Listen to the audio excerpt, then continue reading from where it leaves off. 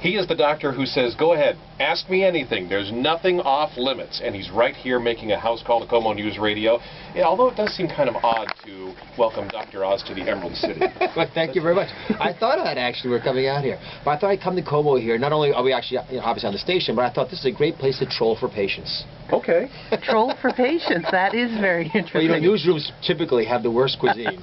They're long hours, insomnia, all the usual. When you don't sleep, there's a question I get asked all the time, so I can preempt some of the questions I know you know. When you don't sleep enough, the brain, which has 4 satiety centers, one of them is for sleep, it has to shift, so it can't sleep, so it eats. And it will primarily eat carbohydrates. Oh. So if you're working a job right now where you're not getting enough sleep, I guarantee you'll be eating simple sugars and be getting fat. I was going to say that would explain the guacamole and chips at 6 a.m. around here. Exactly. So let's talk about you in Seattle. Have you been around here before? Oh, I've been to Seattle a lot. I bet I've been here at least 10 times. And we're pretty known for our cancer research and that sort of thing. Have you been involved in medical things I've spoken here? for some of the hospitals here. You actually have a wonderful cardiac reputation for good reason. And there are a lot of wonderful folks here who have been sponsoring some of the research that's been done in the hospitals. And Swedish, the University Hospital, they're great institutions, and a lot of the pioneering technologies in making surgery less invasive have been done in the Seattle area. But you've got a great technology boom here because you've got large companies that can invest in digitizing medicine. All of this has been a great appeal to me, so I've made multiple trips here. Dr. Oz, I'm trying to anticipate what you're asked most, and I would assume that these days you're asked most about the swine flu, and should I get that H1N1 vaccine? Well, I'm asked it a lot, and I think for very understandable reasons. Listen, a third of the people who hear my voice right now, they're going to get the swine flu. It's that the nature of the illness is extremely contagious. The good news is almost everybody's going to survive it without any long-term sequelae. So the question then becomes, should you get immunized or not? I think you should. And on the show live yesterday, I got immunized because I feel passionately about it, and I thought you should see me getting immunized. That's how confident I am that it's safe, because it's the basic same vaccine as the seasonal flu vaccine, which we've been using for a decade without major complications. That stated, I'm completely respectful of the reality that if you give 100 million people a shot, you're going to have some complications. And for the many Americans who do not want to get vaccinated, like my wife, who will also not let me vaccinate my children, in case she's listening, there's not much I can do to convince you except to say that I just understand why you'd feel like you're chattel being herded into a corral. And instead of feeling that way, maybe the metaphor we might want to use is that the government is saying it's a Category 3 storm headed your way. And that storm could hit your city. Probably won't. And if it does, you'll wish you'd gotten out of town, but it's only Category 3, not Category 5, so it's not a big deal. So the groups that I really think ought to get vaccinated are pregnant women and young kids with chronic illnesses.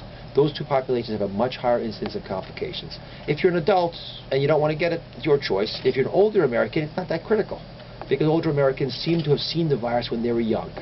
And so they have a natural immunity to it. Let's talk a bit about the Dr. Oz show. I mean, you were a guest with Oprah, for a very long time.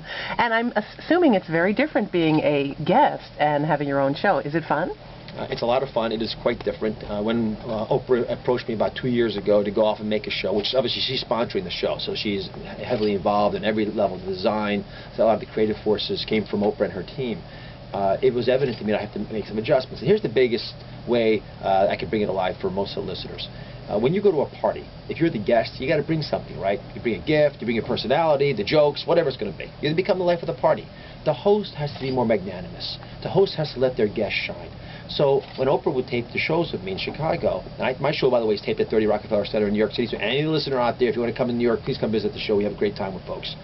But for Oprah, she always would make the point that you want the guests to be able to be seen for who they are. Let them tell their story. Give them room to breathe.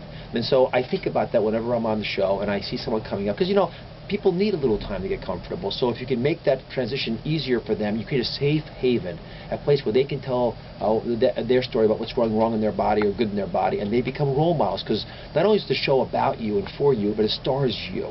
In healthcare, it always has to. Because you know what? I've never been heavy, for example. So if I'm teaching you about weight loss, I'm talking about theories. If I bring someone on the show who lost 150 pounds, you'll look in their eyes, you'll look at their insights, and you'll say, that person's like me. And if they did it, I can do it, and all I've got to do is copy them. Dr. Oz, I know you're on a tight schedule, and we want to let you go, but the one question I really wanted to ask you is... Erectile dysfunction? No, we'll save that for the commercial break. You were trying to throw me there. Let me get my question in before you have to go. A lot of people have concerns about the health of Americans today. in your mind, what is the #1 thing we can do as a country to be healthier? Well, we're enamored, I'll use that word on purpose, by the healthcare debate. I think a lot of folks are curious about what's going on in Washington, but they don't know the details. And I think in many cases we're actually not going to be able to get the solutions in Washington, because you're right. The healthcare of this country is the bigger problem. We need to learn to care for ourselves differently, and the #1 thing we can do, and I'll take this lesson from one that I learned looking at countries where people live a long time. Costa Rica, Sardinia, Okinawa. These places brag that the older individuals living in these countries have a 4 times greater life expectancy of getting to 100 than the average American. So what do they do differently? They have different foods, right? They have different social structures. What they all do, which is my advice to America, is arduous daily physical activity. The #1 predictor of how long you're going to live. Americans don't die of cancer or heart disease. I mean, that's the reason on your death certificate. But if I got rid of all the cancer in America, it would extend our life expectancy about 2.8 years. What we die from is frailty. And if you can keep moving and walking, especially building those core muscles, and for women out there, please, a little bit of muscle work.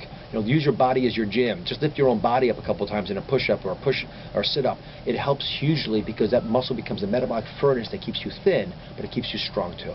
Well, thank you so much for joining us, Dr. Oz. And I have to say, I love watching you dance at the end of the show. I think you're a natural dancer. I've commented to Brian about this many times. You pick up these moves so quickly. She's always like, look out, there's the next He's element. dancing again. Well, I'll tell you, I like dancing, but I'm not very good at it, which I think is one of the reasons my You're very producers good. always throw these new ideas. I mean, I never am allowed. They actually do it secretly. Those are all kept away from me, so I don't know anything about them, so I can look foolish. All right, Dr. Oz is our guest. Be sure to check him out weekdays at 3 o'clock on KOMO 4. Thanks for stopping by this afternoon. Thank you, guys. Bless you. We'll be back with your weather forecast next.